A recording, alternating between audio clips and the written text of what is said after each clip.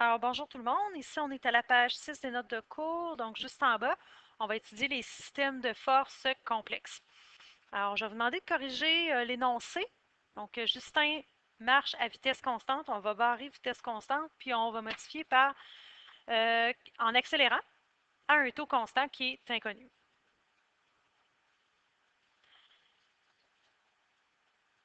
Alors, il marche en accélérant, en tirant sa brouette. La force de frottement au sol est de valeur inconnue. Son bras forme un angle de 56 degrés avec le sol. Le sol pousse sur le chariot avec une force de 48 newtons. La masse du chariot, incluant son contenu, est de 6,5 kg et on vous demande quelle est la force exercée par Justin sur sa brouette.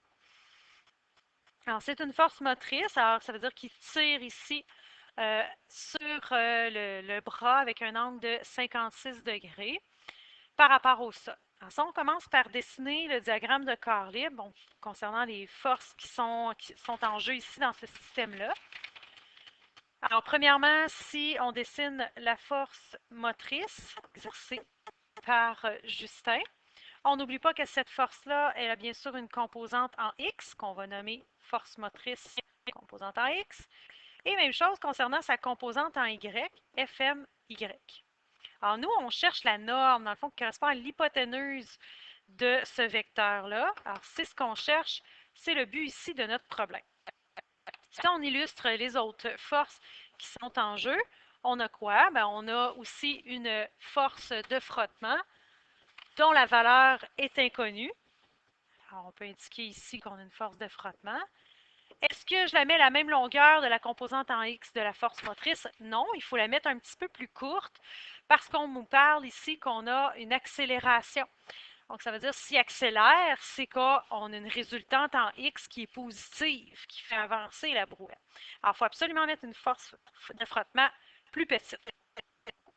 Qu'est-ce qu'on a d'autre concernant les forces ici? Bon, ça, c'est concernant les forces en X, c'est fait. Il reste les forces en Y. Bon, on nous dit que le sol pousse sur le chariot avec une force de 48 newtons. Ça correspond à quoi? Bien, la force normale.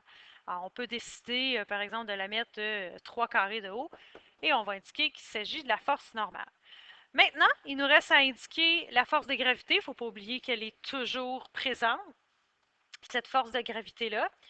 Alors, force de gravité, quelle longueur on la met? Bien, il faut que la somme des forces en Y donne 0, parce qu'on n'oublie pas ici que la brouette, le chariot, n'a pas de mouvement au niveau vertical, ni d'accélération. Donc, c'est un système à l'équilibre sur l'axe des Y. Alors, il faut que la force normale, additionnée de la composante en Y de la force motrice, que ça nous donne la valeur de la force de gravité. Alors, si j'ai mis 3 carrés de haut pour la force normale et 3 carrés de haut pour la composante en Y de la force motrice, il faut que j'ai 6 carrés de longueur pour la norme de la force de gravité. Alors, il va falloir prolonger un petit peu le graphique ici pour avoir une force de gravité qui équivaut à 6 carrés de haut, qui correspond à Fg, à la force de gravité, qui va être négative, bien évidemment. Une fois qu'on a établi notre diagramme de corps libre, alors on va regarder est-ce qu'on va travailler en X ou est-ce qu'on va travailler en Y. Alors, on va commencer par regarder ce qu'on a en Y. Donc, en Y, la somme des forces en Y va donner quoi? Bien, elle va donner 0. Qu'est-ce qu'on a concernant la somme des forces, c'est-à-dire la force résultante en Y? À quoi correspond, dans le fond, cette résultante-là? Les forces qui la composent, bien, ça correspond à la force normale, toutes les forces en Y. On a quoi en Y aussi? On a la force motrice, mais sa composante en Y, bien sûr, pas toute la force au complet. Puis on a aussi la force de gravité également, qui agit sur l'axe vertical également, mais qui est négative. Qu'est-ce qu'on a concernant les X? Bien, la somme des forces en X, c'est sûr qu'elle ne donne pas 0 parce qu'on me dit qu'il y a une accélération. Alors, est-ce que je vais pouvoir l'utiliser? Bien, il faudrait se dire ici, la somme des forces en X correspond à quoi? Bien, la force résultante en X correspond aux forces qui agissent en X. On a quoi? Bon, on a la force de frottement. On a aussi la composante en X de la force motrice. Ça voudrait dire que ici, comme on a une accélération, ça voudrait dire que la force résultante en X est égale à la masse multipliée par l'accélération, vu qu'on a une accélération en X, qui est la deuxième loi de Newton. Malheureusement, cette force résultante en X-là qui correspond, on a dit ici, à la force de frottement plus à la force motrice en X, pour aller utiliser cette formule-là, ben, il faudrait que je connaisse plus d'éléments. Là, j'ai un problème, je ne connais pas la force de frottement, je ne connais pas la valeur de l'accélération. Donc, je ne peux pas venir ici chercher la composante en X de la force motrice. Moi, c'est ça qui m'intéresse à aller chercher. Pourquoi? Parce qu'on n'oublie pas que si on connaît une composante d'un vecteur, bien, on peut venir chercher sa norme dans ce cas-ci, qui correspond, nous, à la force motrice, qui correspond à l'hypoténuse d'un triangle rectangle formé avec l'horizontale pour ce vecteur-là. Si je connais, par exemple, la composante en X, bien, je pourrais utiliser le cos parce qu'on connaît l'angle qui est de 56 degrés. Ou si je connais aussi la composante en Y, bien, je pourrais également venir chercher sa norme en utilisant le sin. Alors, soit un ou l'autre, je peux venir chercher l'hypoténuse de mon vecteur. Mais malheureusement, on ne peut pas passer par le x parce qu'on se rend compte qu'on a au moins deux inconnus. Même si je veux venir chercher la composante en x, j'y arriverai pas. J'ai deux inconnus. Donc, ça en prend un minimum, au maximum un seul. Alors, malheureusement, on ne pourra pas travailler en x. On va aller travailler en y. Alors, on va utiliser ici ce qu'on a trouvé. Donc, la composante, la résultante en Y nous donne quoi? Bien, elle va nous donner 0. Alors, c'est sûr que pour venir chercher ma composante en Y de la force motrice, moi, c'est ça le but, parce qu'avec cette donnée-là, bien, je peux venir chercher la norme de la force motrice.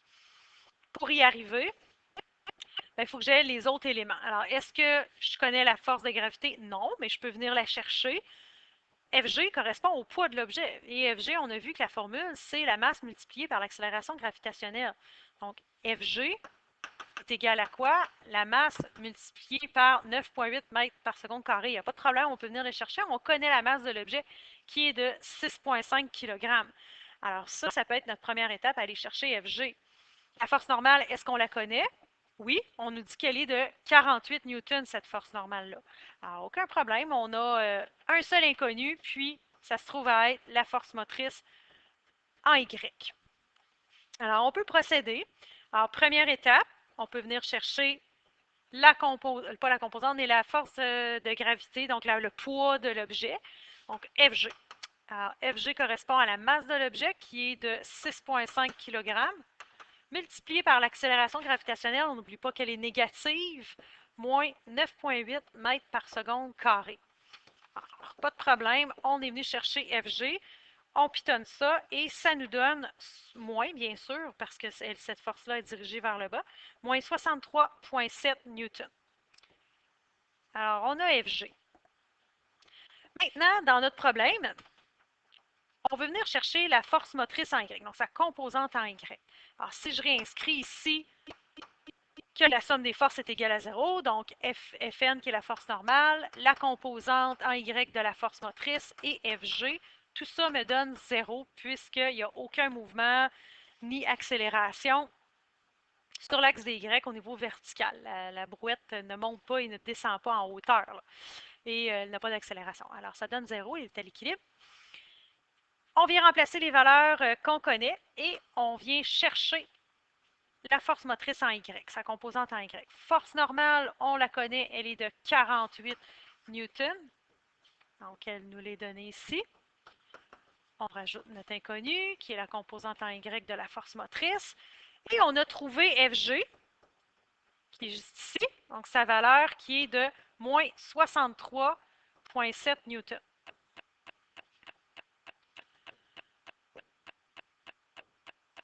Alors, on peut séparer ça ici. Alors, on peut juste venir additionner nos deux chiffres, donc 48 moins 60, ben, plus moins 63,7, puisque la force de gravité est négative. Alors, on arrive avec un chiffre négatif de moins 15,7 newtons. On réinscrit notre inconnu, notre variable inconnu qu'on cherche, qui donne 0. Donc, on cherche toujours FMY. Il reste à l'isoler. Donc, comme on a moins 15,7, ben, on veut obtenir le 0. Donc, on va additionner 15,7 du côté gauche du symbole d'égalité, ce qui va nous faire une force motrice en Y qui est positive quand on va isoler. Donc, 15,7 newtons pour la composante en Y. Alors, on a trouvé la composante en Y. Donc, ça, c'était notre deuxième étape d'aller chercher FMY. Une fois qu'on l'a, on peut s'en servir pour aller chercher la norme de notre force motrice avec le sin. Alors, troisième étape, on va venir chercher la norme de la force motrice. Donc, ça, c'est ma troisième étape. Avec le sin, alors le sin d'un angle est égal à quoi? Donc, c'est SO. Donc, c'est opposé sur hypoténuse. L'opposé, dans notre problème ici, si je redessine la force motrice, nous on cherche l'hypoténuse, c'est cette valeur-là, la norme qu'on cherche, la composante en X, la composante en Y, bien, ici on connaît l'angle. Et là, on vient de trouver la composante en Y qui vaut 15,7 newtons. Alors, qui est, dans le fond, le côté opposé à l'angle, qui est en face. Alors, l'opposé correspond à FMY. Puis, on divise par l'hypoténuse. Bien, c'est ça que je cherche. On cherche la norme de notre vecteur. Alors, ça correspond à la norme de la force motrice. Alors, soit qu'on isole avant ou qu'on remplace et on isole après. C'est à vous de voir ce que vous préférez. Si j'isole avant, donc ça veut dire que j'obtiens la norme de la force motrice est égale à la force motrice en Y divisée par le sin de l'orientation, donc de l'angle de mon vecteur. Donc, la norme de la force motrice est égale à quoi? Alors, composante en Y de la force motrice, on avait déterminé qu'elle est de 15,7 newtons. Et on divise par le sin de son orientation, de son angle, qui est de 56 degrés par rapport à l'horizontale. Alors, on aurait juste à pitonner. Alors, on obtient une force motrice qui est égale à 18,94 newtons. Est-ce que c'est correct d'avoir une valeur positive? Tout à fait, parce que le mouvement est dirigé vers la droite. Alors, on a trouvé notre force motrice ici, exercée par Justin, qui équivaut à 18,94 newtons.